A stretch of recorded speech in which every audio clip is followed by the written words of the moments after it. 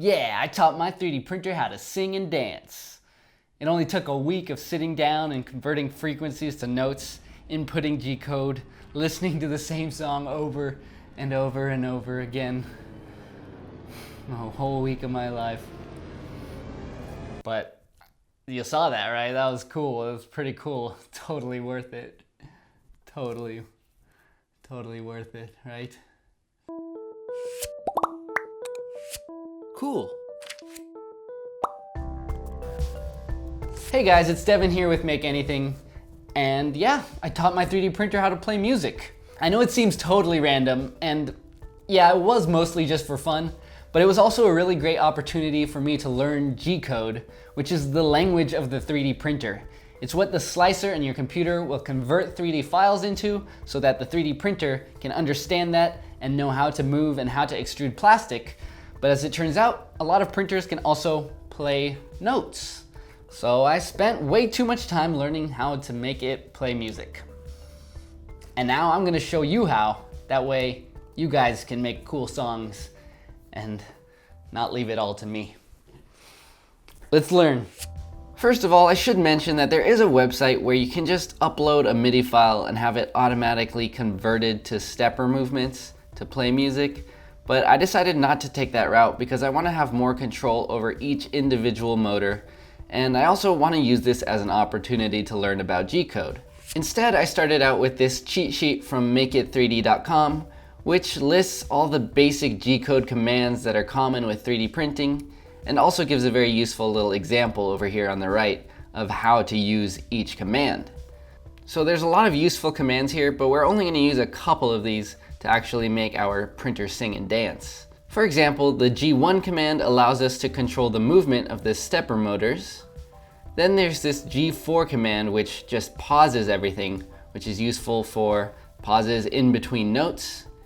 And then way at the bottom here we have the M300 command, which lets us actually play a specific frequency over the little buzzer speaker that a lot of 3D printers have.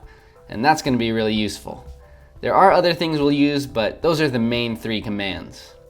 So the next thing I did was make a list of all the different frequencies and how they correspond to the notes on a keyboard.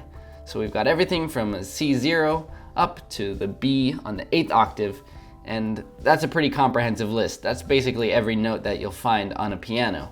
So by referencing this list, I can take any of these frequencies and then input it using that M300 command. As far as learning the notes for a specific song, I like using these so-called synesthesia MIDI videos, which show you the notes as they line up on the keyboard. I also brought out this little toy keyboard, which will help me decide which single notes I want to play, since we can only play one note at a time using that M300 command. And I'm also able to label the keyboard, which will help me more quickly figure out what note I want to play. So with that set up, I can start taking these frequencies and pasting them into this M300 command. So you put M300 and then S specifies the frequency and P specifies the length of time in milliseconds. So for this song, I decided to have each beat be 250 milliseconds, and then depending on how long I want each note to be, I can use multiples of that.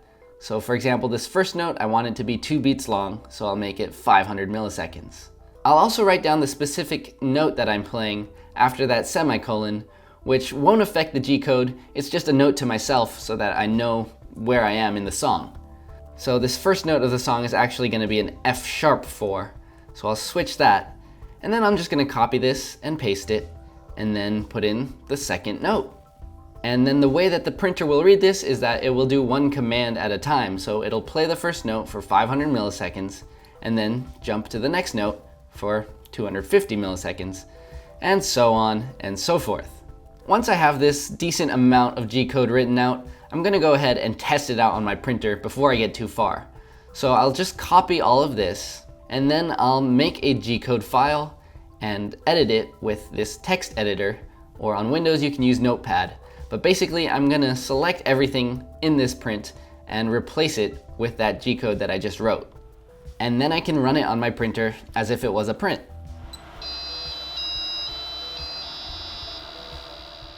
That was already pretty cool, but I wanted to take things a bit further. So my next move was to download this spectrometer for my phone. And by using that, I can detect the frequencies that my printer makes while moving certain steppers at a certain speed. For example, here you can see that pretty clear line that my printer is making a frequency slightly above the D3. So what I ended up doing was running my printer at a bunch of different feed rates and detecting the different frequencies and slowly fine-tuning that until I figured out the very specific feed rates that I want to move each stepper in to play certain notes.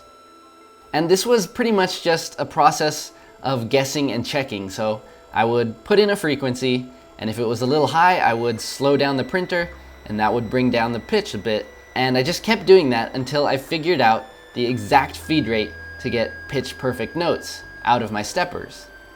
So here you can see my list of specific Z movements that will create each individual note. So the F in that G1 command is the feed rate, and you can see that I can get down to the decimal point. And then after the F, you can write the axis, in this case the Z axis, and how far you want it to move.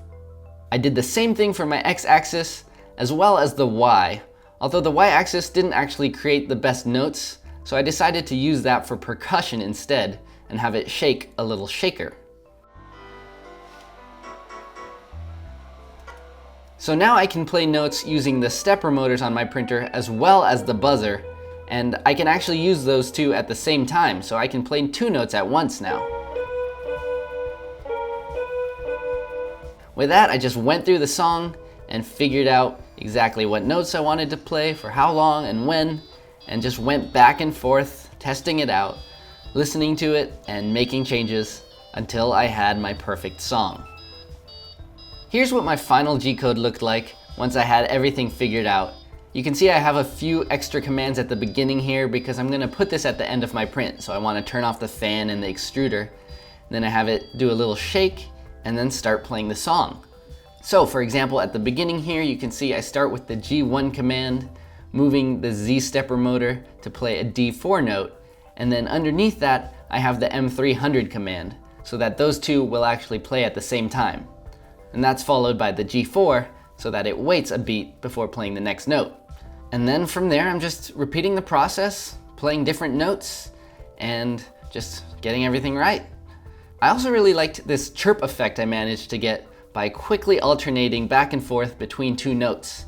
So here you can see I'm going back and forth between this G5 and the B5, and just playing each one for 25 milliseconds, which is a very short beep.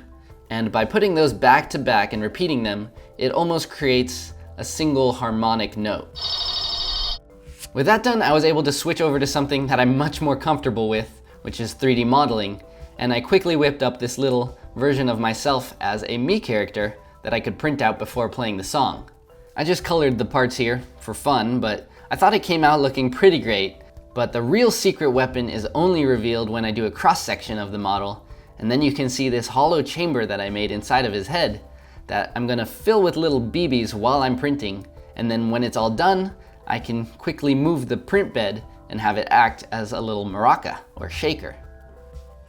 To have your song play at the end of your print, you can just paste it at the end of your G code manually, or you can add it to your ending script in your slicer, and it'll automatically put it at the end of all your prints. Alright, well that's all there is to it. I mean, there was definitely a lot more fine-tuning and listening to the same song over and over again, but that's the gist of it. And with that, I give you the final presentation.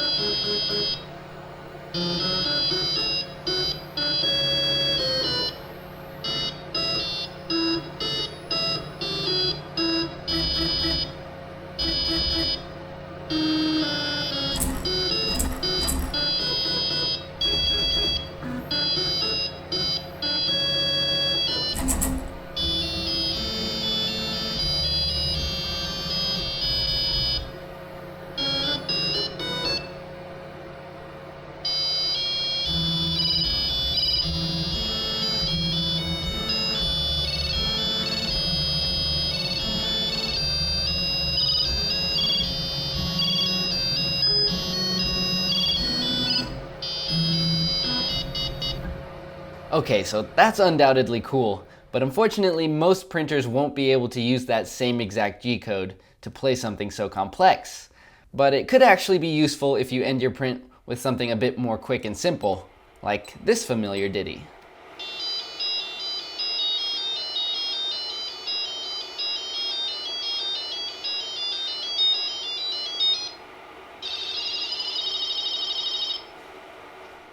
Alright guys, well that is how I taught my 3D printer to dance and sing. It was a wild ride, but I think the result was pretty fun. On one hand, I'm totally over it because this was so much work and it was pretty stressful, but at the same time I'm already thinking of ways that I could take it up another level. For example, I didn't even take advantage of the extruder over here, which has a gear knob that can turn, so maybe you can attach some instruments to that. You can attach things all over the place and take advantage of every single motor on this printer. So there's definitely more that can be done. I'll put all this information on my website, makeanything.design, and I'll also put all the files for the songs that I wrote. But I also want to see what you guys can write, so make sure to also check out the community section of my website and maybe submit some songs. If they're really cool, I'll also put those on my website and give you credit, and we can all start having musical printers, which would be kind of cool. I'm definitely looking forward to that, but that's it for now. So until next time, I'm Devin, this is Make Anything, and don't forget to stay inspired.